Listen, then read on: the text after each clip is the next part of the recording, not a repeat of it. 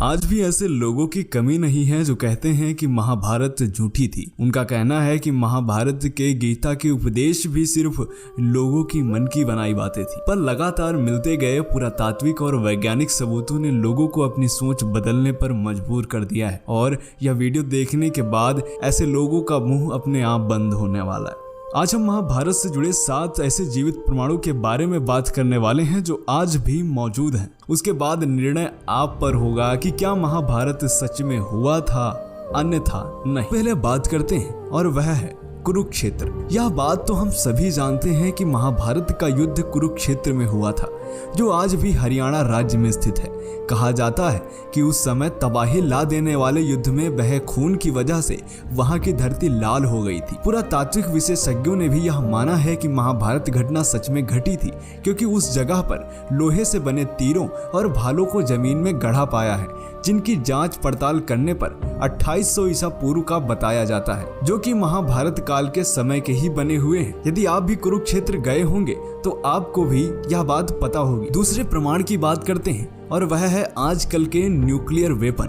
महाभारत में आपने ब्रह्मास्त्र नाम के भयानक अस्त्र के बारे में सुना होगा। यह अस्त्र धर्म और सत्य को बनाए रखने के लिए ब्रह्मा द्वारा बनाया गया एक बहुत ही विनाशकारी परमाणु हथियार था। माना जाता है कि यह अचूक और भयंकर अस्त्र होता था, जिसे केवल दूसरा ब्रह्मास्त्र ही रोक सकता था, और जो इसको छोड़ता है वही इसको वापस लेने की क्षमता भी रखता है। रामायण में जब लक्ष्मण ने मेघनाद पर ब्रह्मास्त्र से प्रहार करना चाहा तो भगवान श्री राम ने लक्ष्मण को यह कहकर रोक दिया कि अभी इसका उपयोग करना सही नहीं, क्योंकि इससे सारी लंका तबाह हो जाएगी और बेकसूरों की जान जाएगी। इस प्रकार यह अस्त्र रामायण और महाभारत के काल में किसी गिने चुने योद्धाओं के पास ही होता था। यानी कि यह अस्त्र ऐसे थे जो पूरी दुनिया को तबाह रखने की ताकत रखते थे। अब आप सोच रहे होंगे कि आखिर मैं आपको यह क्यों बता रहा हूँ, तो बता ही देता हूँ। क्योंकि आधुनिक काल में जे रॉबर्ट ओपेनहाइमर ने गीता और महाभारत का बहुत गहरा अध्ययन किया। गौरतलब है कि अमेरिका ने इसी वैज्ञानिक रॉबर्ट ओपेनहाइमर को परमाणु बम बनाने का काम दिया था।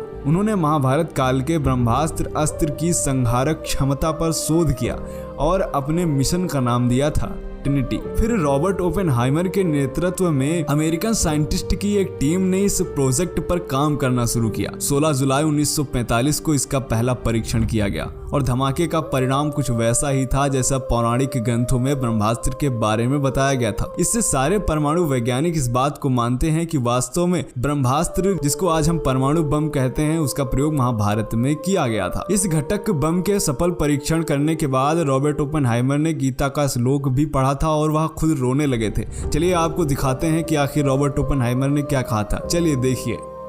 I remembered the line from the Hindu scripture, the Bhagavad Gita, the prince that he should do his duty and says, "Now I am become death, the destroyer of worlds." देखिए किस तरीके से वैज्ञानिक भी महाभारत और गीता पर विश्वास करते हैं, लेकिन हमारे देश के कुछ धर्म विरोधी लोग हमारे इस महान इतिहास और धर्म युद्ध को एकमात्र कहानी मानते।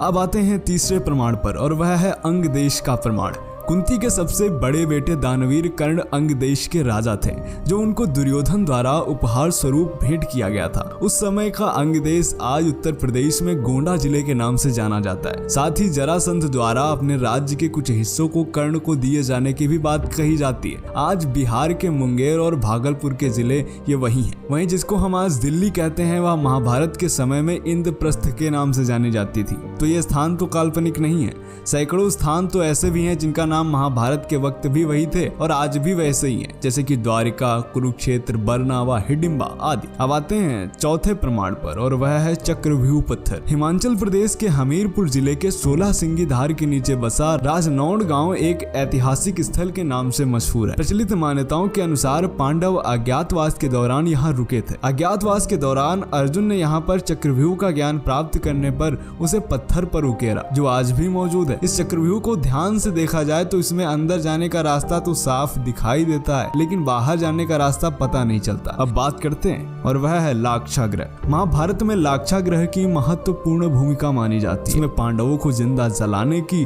साजिश रची गई थी, लेकिन सुरंग के माध्यम से पांडवों ने निकलकर अपनी जान बचाई थी। यह वारणावत यानी कि वर्तमान बरनावा नामक स्थान में बनाया गया था और इसके प्रमाण आज भी मौजूद है। अब बात करते हैं छठे प्रमाण के बारे में और वह है श्रीमद् भगवत गीता। जिन्होंने श्रीमद् भगवत गीता पढ़ी होगी उन्हें अच्छी तरह पता होगा कि उसमें अधिकांश श्लोक सिर्फ 2-2 लाइन में लिखे गए, और अगर आप किसी भी एक श्लोक को पढ़ें समझें तो ये श्लोक बहुत कम शब्दों में और बहुत अधिक बात कह देते हैं, मानो गागर में सागर। और जितनी गहरी बातें उसमें लिखी गई हैं, ये बातें किसी सामान्य मनुष्य द्वारा बिल्कुल नहीं बताई जा सकती। आज मानव सभ्यता बहुत विकसित हो चुकी हो, लेकिन आज भी गीता में वो ज्ञान है जो अकल्पनीय और अद्वितीय है, जिसे एक सामान्य व्यक्ति का दिमाग सोच भी नहीं सकता। इसे कोई महान पुरुष या स्वयं भगवान नहीं बता सकते। और यह इस बात का सबूत है कि भगवान श्री कृष्ण थे और उन्होंने गीता का वाद संवाद अर्जुन के साथ किया, तो इसलिए अर्जुन भी थे, और अर्जुन थे तो फिर पांडव भी थे, और पांडव थे